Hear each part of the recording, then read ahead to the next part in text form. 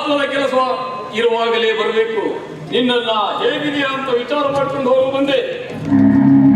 ನೋಡಿ, ನಮ್ಮ ಸುಖ ದುಃಖಗಳನ್ನ ನೋಡ್ಕೊಳ್ಳೋದಕ್ಕೆ ಮನೆಯಲ್ಲಿ ಅಣ್ಣ ಅತ್ತಿ ಹೇಳಿದ್ದಾರೆ. ನೀವು ನಮ್ಮ ಮೇಲೆ ಕರುಣೆ ಪಡೋದು ಬೇಕಾಗಿಲ್ಲ.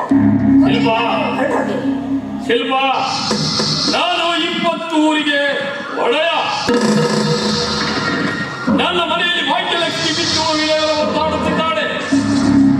ಆ ಭಾಗ್ಯಲಕ್ಷ್ಮಿ ನಿನ್ನ ಮನೆಯ ಬಾಗಿಲಿಗೆ ಬಂದಿದ್ದಾಳೆ. ಆ ಭಾಗ್ಯಲಕ್ಷ್ಮಿಯನ್ನ ನೀನು ಒದ್ದು ಕಳಿಸಿದರೆ ಹೇಗೆ? ಅಂದರೆ ನಾನಿನ್ನ ಕೊರಳಿಗೆ ತಾಳಿ ಕಟ್ಟಿ ನಿನ್ನನ್ನ ನನ್ನ ಸತಿಯನ್ನಾಗಿ ಮಾಡಿಕೊಂಡು ನನ್ನ ಮನೆಯ ಸರ್ವ ಆಸ್ತಿಯನ್ನ ನಿನಗೆ ಮಾಡಬೇಕೆಂದಿರುವೆ.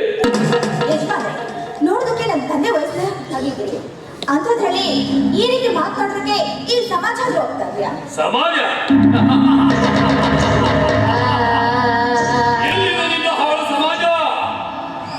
ಈ ಸಮಾಜದ ಹೆಣ್ಣಿನ ಚರಿತ್ರೆಯಲ್ಲಿ ಹೇಳುತ್ತೇನೆ ಕೇಳು. ಬಾಲ ಪುರುಷರ ಜೊತೆ ಕಕ್ಕಂದ ಮಾಡಿ ಅತ್ತೆಯ ಸೀರೆಯಿಂದ ಎತ್ತಿ ಬರೆಸಿ ಪತಿ ಬರುವ ಸಮಯದಲ್ಲಿ ಸತಿ ಸಾವಿತ್ರಿಯಂತೆ ಸೋಗಲಾಡುತ್ತನ ಮಾಡುವ ಹೆಣ್ಣುಗಳೆಷ್ಟಿಲ್ಲ ಈ ಸಮಾಜದಲ್ಲಿ. ಅದೇ ರೀತಿ ಕಾಲೇಜಿನಲ್ಲಿ ಒಂದು ಹುಡುಗನನ್ನ ಪ್ರೀತಿ ಮಾಡಿ ಅವನಲ್ಲಿರುವ ಹಣ ದೋಚಿಕೊಂಡು ಅವನ ಆಸ್ತಿ ಸಂಪತ್ತನ್ನು ಲೂಟಿ ಹೊಡೆದು ಮತ್ತೊಬ್ಬ ಶ್ರೀಮಂತನ ಜೊತೆ ಓಡಿ ಹೋಗಿರುವ ಹೆಣ್ಣುಗಳೆಷ್ಟಿಲ್ಲ ಈ ಸಮಾಜದಲ್ಲಿ. ಈ ನಿನ್ನ ಸಮಾಜದ ಗೊಡ್ಡು ತತ್ವಗಳು ನನಗೆ ಬೇಕಾಗಿಲ್ಲ. ನನಗೆ ಬೇಕಾಗಿರುವುದು ನಿನ್ನ ಶೀಲ ಪಾಲನೆ.